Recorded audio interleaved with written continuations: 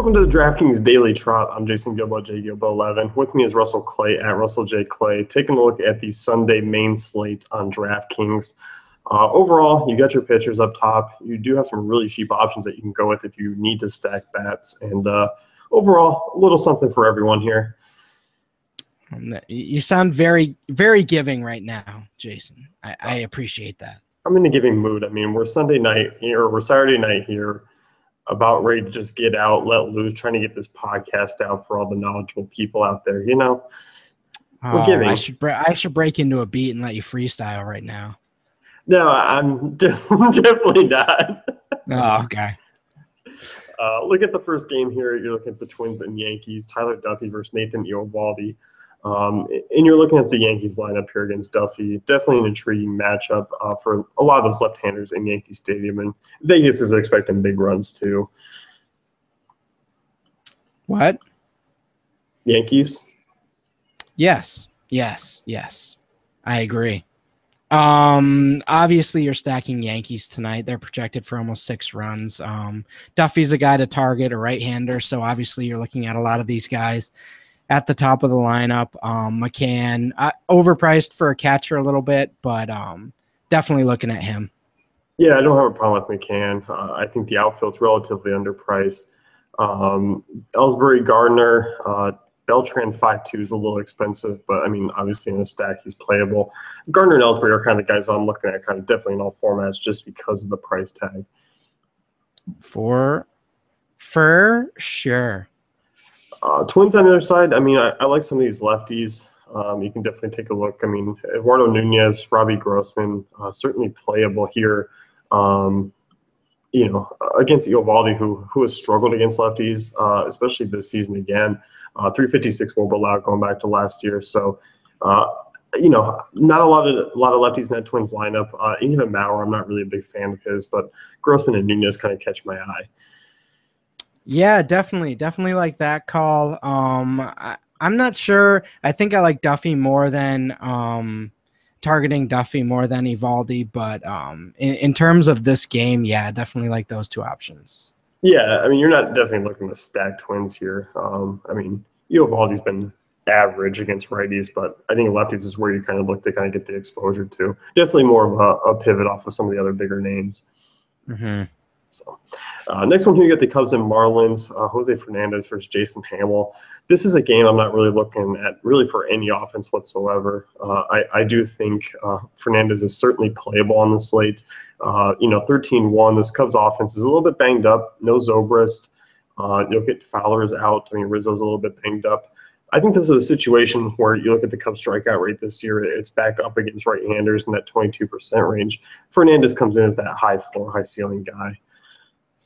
Oh, wow. I don't necessarily agree with that. I'm not really in on Fernandez other than maybe tournaments, but on this slate, it's not a perfect situation, but he's a decent option. I'm still not like cash against the Cubs for Fernandez. Yeah, I mean, for me, it's tough to say who is cash. I mean, outside of Fernandez, I mean, Sale not really a perfect spot against the Blue Jays at home. And you're kind of looking at some of these other names and not really cash game viable. Verlander hasn't been great against the Indians. So for me, I mean, Fernandez just kind of locks in that really the top option, just given the other names up there in that price range. Yeah, I think that's fair. It's just tough to throw him in cash at $13K against the Cubs. Yeah, I mean, definitely not the most ideal, but I just think slate considered for me, he's definitely playable. Yeah, definitely.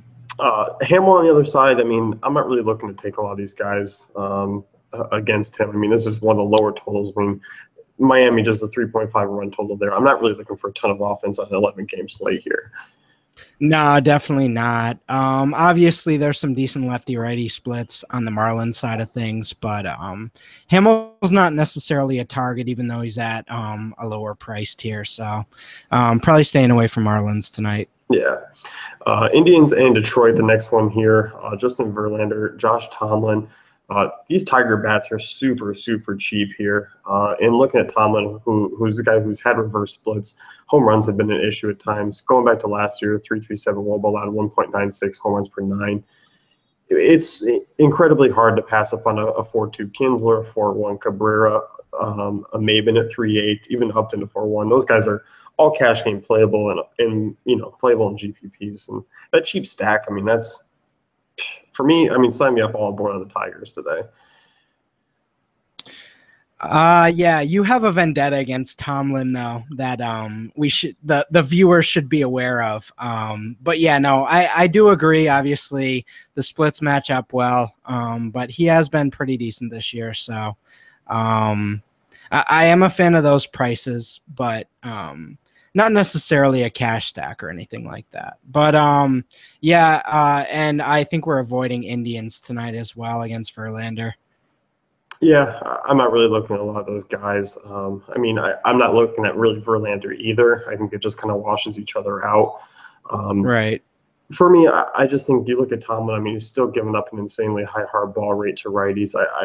The regression is going to come. I mean, his FIP and XFIP are over 4, really low ground ball rates. So I think this Tigers offense with those bats are kind of my top option, just price considered. Definitely. So. If you were looking at Indian side, I mean, a Lindor and Kipnis at 3.6 and 3.8. I mean, they are cheap. Those are kind of intriguing bats at the prices. I mean, Verlander, I don't think he gets through this lineup kind of scotch clean. Well, I don't know. I kind of think he does, but I mean, maybe he gives up a run or two, but he has been pretty solid this year. Yeah, he has. For me, I mean, I do think a win is kind of likely for Verlander, but I do think there's a little bit of downside kind of to him on this slate. That's fair. So next one here, you got the Padres and the Reds in Great American Ballpark. This has been really friendly for offense and really today on both sides of the plate here, or both sides of these teams. I like them all really kind of 1 through 6 as far as playable and cash and GPPs. Yeah, definitely like them in terms of GPPs. I think we definitely like Votto Bruce here, and Duvall's always been kind of strong, but they are very expensive tonight for the Reds. Yeah, I mean, that's my biggest thing. I mean, Perdomo's been horrible. I do think you can target this team with confidence. But yeah, as you mentioned, I mean, it is an expensive, trio there. Votto 4.9, Duvall 5.6. I mean, your most expensive outfielder on the slate. That's up there. For me, I mean, there is some value at pitcher that you can kind of go with. I think there is value at other positions. But yeah, I mean, those prices do kind of kill you. But definitely in play, though, still. I mean, it's a great matchup. Yeah, definitely. I guess it just depends on who you pay up for at pitching, because obviously if you put Fernandez in there, you're not going to be putting that red stack in there.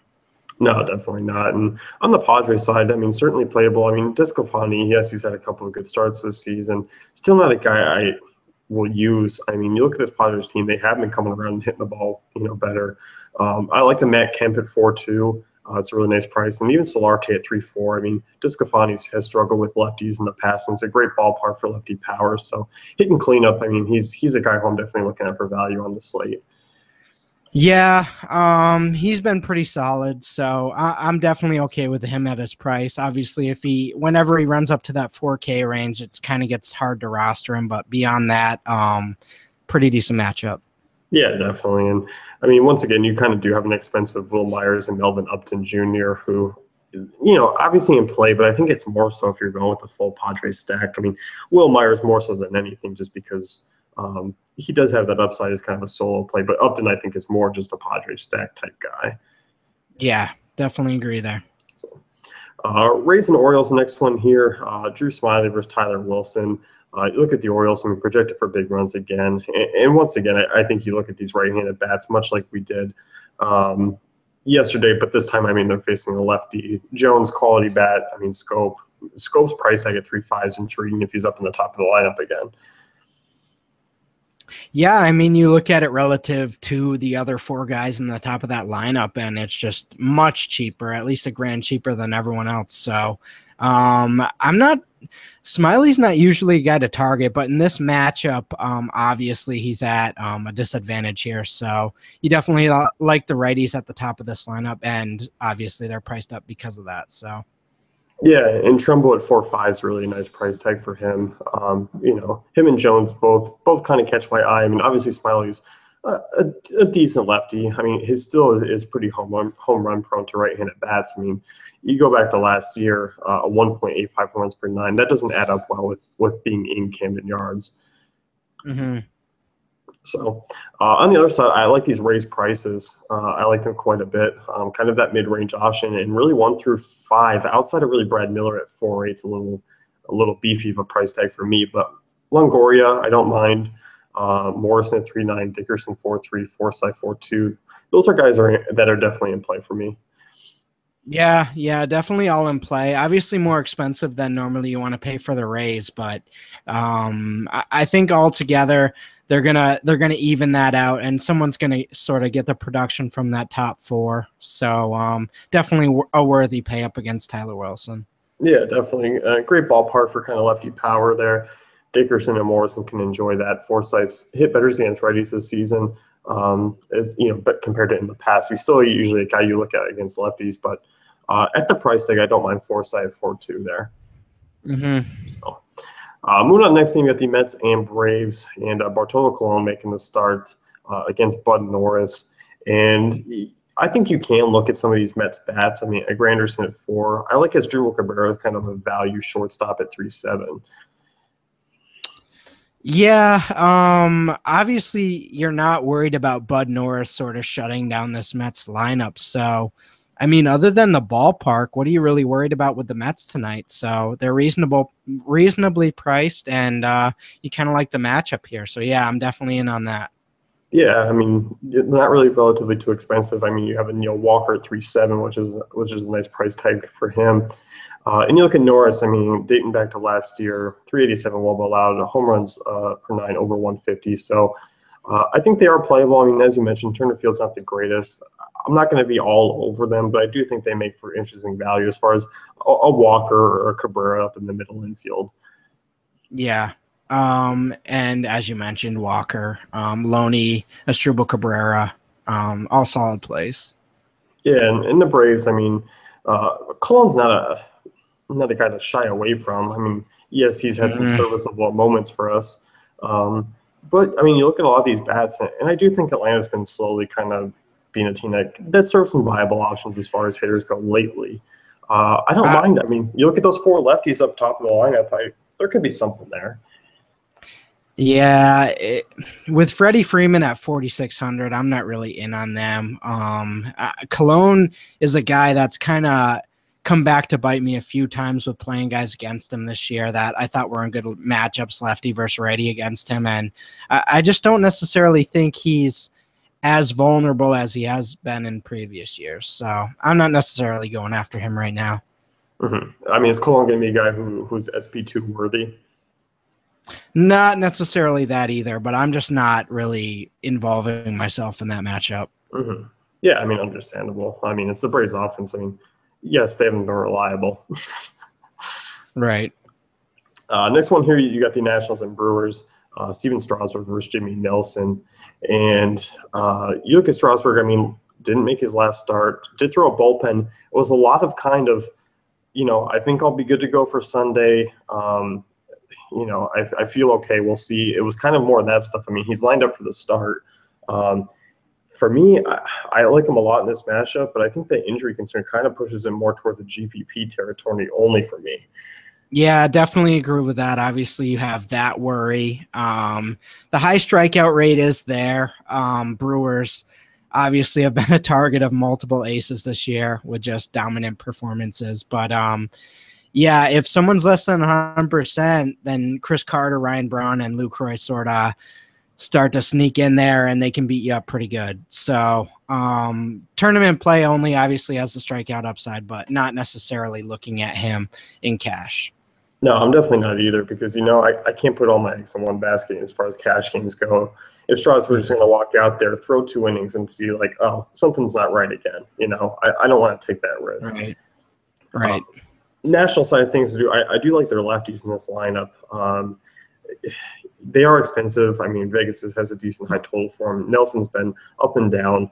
Lefties against Nelson have been huge. I mean, in his career, 363 WAR allowed, 1.14 home runs per nine. So guys like Murphy, Harper, all kind of sit with expensive price tags, but I do think they're in play for me.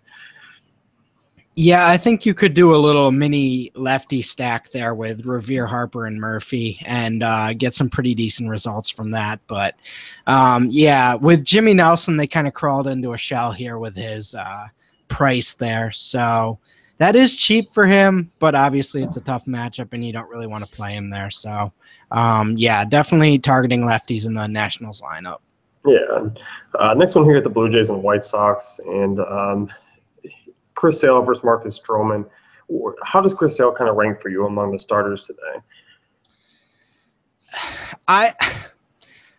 The way I kind of look at Sale, I feel like he could potentially blow through this lineup, which I guess is a hot take. But in terms of Fernandez versus the Cubs, I guess that's what you have to figure out on the slate. If you like Sale versus Toronto or Fernandez versus the Cubs, and if you don't, then I guess you're fading both of them. But I'm kind of leaning. I feel like Sale has a better shot here against the Blue Jays than Fernandez does. So be that as it may, neither are in perfect matchups here, but I kind of like that matchup for Sale.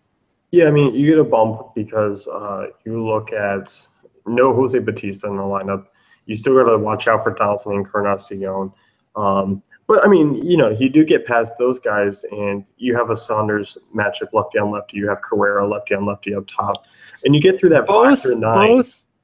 Most likely, neither are gonna leave unscathed by either offense. But I'm just thinking in terms of potential range of outcomes here.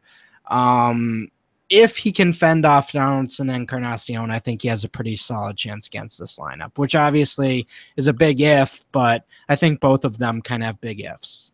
Yeah, they definitely do. Neither of any of those top guys are really in perfect spots, and I do think Sale can throw a quality start against the Blue Jays. He's done it before. He had a solid start, and you look at this Toronto team. They struck out quite a bit against lefties this season, and really, I do think of that back half of that lineup is kind of where Sale can really thrive and get some upside with. He just needs to get through that kind of core. Yeah, 24 strikeouts in the last 3 starts against the Royals, Tigers, Red Sox. So those aren't necessarily teams that strike out a lot either. So obviously, strikeout upside is there. If he can sort of keep himself contained like he did against the Red Sox, I think he's got a decent chance at a high outcome here. Yeah, definitely. And on the White side of things, I'm kind of looking at the White Sox offense is kind of guys to make some pivots to. Marcus Stroman really hasn't been great this year, and the team's actually considering sending him down. You look at him, lefties have hit him well, 347 WOBA allowed to lefties. And home runs, a little bit of an issue, and even right-handers have had some decent success. So 1 through 5, Abreu and Eaton are really expensive, but guys like Melky, Cabrera, Anderson, Frazier are kind of in play for me, more so in tournaments than in cash games. But GPPs, I'm definitely going to fire away here. Yeah, I definitely agree there. They're definitely a tournament stacking potential type team, and obviously, if you get Frazier and Eaton in there, I definitely like that, and I think you can combine Abreu and Cabrera in there as well. And as you mentioned, you can probably sprinkle those guys into tournament lineups as well. So solid matchup there. Yeah, definitely. Next one here, you got the Houston Astros and Kansas City Royals. Fister for me, yes, he's been serviceable. I think there's still some regression to come. He's not really in play for me against this Royals offense that they have struck out more than last year, but they're still not a team that really presents a ton of upside to guys like Doug Fister. Yeah. Again, I think this Royals team is feisty and a tournament sort of stack type of way, but probably just the first 4. I don't really like that Salvador Perez 4,300 number that I'm looking at, or even Kendrys Morales at 3,700. So top four there I'm okay with, but I think we're much more looking to the Astros side in this matchup. Yeah, I mean, I like the top four quite a bit at those price tags. I mean, Lorenzo Cain at 3.2, Hosmer at 4K. I mean, you look at Fister, I mean, against lefties going back to last year, 3.39 will ball allowed. I mean, Hosmer is definitely a guy who's really playable. And if Alex Gordon's up in the top of the lineup again, I think he's definitely a guy I'll be taking a look at. I'm a little bit hesitant on the Astros. I do think Kennedy can actually throw a decent outing against him. I think he's a GPP play for me at that price tag. And I'm with you. I do think the Houston Bats do possess some upside, but you look at Houston, I mean, 24% strikeout rate against righties. They're definitely that boomer bust. And Candy's been really good at home, 2.30 ERA, 2.73 WOBA allowed, and had a quality start against them earlier this season. And for me, I'm probably taking more shots with Kennedy than I am against him today. That makes sense. Obviously, the strikeout rate for the Astros is appealing for any opposing pitcher, especially righties. So if you can get through Correa, Altuve, Springer, we know that's kind of the key to figuring out this Astros lineup. If you can do that, then yeah, you got a quality start on your hands. So I do like Ian Kennedy as a tournament option, but not necessarily cash, obviously. Yeah, no, I definitely agree there. No cash for me. And I think you look at the Houston Bats. I mean, it's in Kauffman. They're a lot of the same price tags as a lot of other guys that I like a little bit more. So I think they kind of just rank, as far as high-priced players, they kind of ranked a little bit lower and that kind of out of my range today. Yeah, definitely. So Red Sox and Rangers, Clay Buchholz on the hill, Martin Perez. This could easily be the highest scoring game of the day. In Texas, I mean, day game out there, looking at a ton of runs. You look at the Red Sox bats. I mean, these right-handers could tee off on Perez. I mean, Betts, Pedroia, Bogarts, Hanley, and even an Ortiz in the lefty-lefty matchup's not out of the question either. Yeah, and again, Ramirez isn't coming at quite the discount that you'd been looking for or towards as of late. But I mean, lefty on lefty for Ortiz does sort of limit slightly some upside, but obviously you're willing to pay that 5.2 price for him. In terms of Betts, Bogarts, Pedroia, I totally agree. This is a night to stack Red Sox for sure. Yeah, definitely. I like them quite a bit, and that's why the Astros are a little bit off the table for me. Is I like the Orioles, I like the Red Sox, the Reds, Padres, Tigers. I think they just kind of fall off that list for me. Yeah, it makes sense. Obviously, they're not quite as appealing as Martin Perez versus the Red Sox. Yeah, Texas side of things. I mean, Mazzara, Chu, Beltre, Fielder, Odor, Desmond. I mean, Desmond and Odor are both over 5K, but those other names really cheap against Buchholz, who's been absolutely awful against lefties. I mean, Chu and Mazzara are going to be guys I consistently plug into numerous lineups because that's great value against a guy who's been really bad this year. I mean, yeah, when you get sent back to the bullpen for a few games there, things aren't probably going too well for you as a starter. Mazzara, love that. I think this is even a time to take a chance at some of the lower guys in the Rangers lineup. Obviously, they're all relatively expensive, but I mean, even if you got to fit a Chirinos in there at the end, if you can't find a catcher, that's a decent option. So Buchholz's been super home run prone this season, kind of what you're looking at there. Yeah, definitely. I mean, I do think the Rangers are very stackable. I mean, they offer obviously two high-priced guys, but most of them come in a really nice value. And you look at them, I mean, Vegas total over 5, and I'm definitely with it. I think Buchholz is going to be a guy who just gets lit up yet again. Definitely. So next game here, you got the A's and the Angels. Sonny Gray versus Hector Santiago. Sonny Gray come off a really strong start. You look at this Angels offense, really not that great. 5'9", I think he is a playable SP2. Yeah. He's a guy who's been, quality against the Angels in the past, decent track record, decent ballpark to pitch in. And I do think he gets a win. And I like a lot of those A's bats against Hector Santiago today. Yeah, that was definitely a good call by you that time. We talked that slate, and it was like can I trust Sonny Gray right now? And he had one of his best starts in probably the last 2 months. So, I mean, maybe he's on the return path here. This isn't quite the lineup to necessarily target him, but at 5'9", that's super cheap. So if he can get you 15 to 20 points, I mean, you're all over that. So I think that is in his range of outcomes. Obviously, you just got to get through Trout and Cole Calhoun there. Yeah, definitely, and that's been the case. I mean, I feel like we continuously say that with any pitcher facing the Angels. Get through those names, and you got a relatively average lineup to get through for the rest of the way. We obviously love Johnny Givatella, but he's certainly not Barry Bonds back there. A's though, I mean, Danny Valencia 3.8, Chris Davis 4.4. I love Danny Valencia at 3.8 against a lefty who's extremely home run prone. Valencia, I mean, I don't look at myself really paying up at third base because he's that price. Yeah, 3,800 below 4K. You gotta love that. And I mean, I don't think Vogt's going to be in the lineup, so I think we might be looking at Fagley there. If that's the case, I don't mind his splits against lefties either. Nope, that's definitely a guy who I'm on. Really nice value played there. Chris Davis at 4.4 is really intriguing. I mean, these A's bats that we just named, I mean, really good against lefties, big-time power. I'm not worried about the ballpark factors for them. I mean, their numbers, I mean, in Oakland, I mean, they're still strong. So you transfer that down south a little bit, I'm not worried. Mm-hmm. Marcus Semien could be a guy who sneaks up into that top half of the line, and maybe get him hitting 6th or 5th. I like him quite a bit. I mean, all of those guys really have strong ISOs against lefties this season. Definitely. So that's going to wrap things up here for the DK Daily Trot. Be sure to check out DailyFantasyCafe.com for all our great tools and content.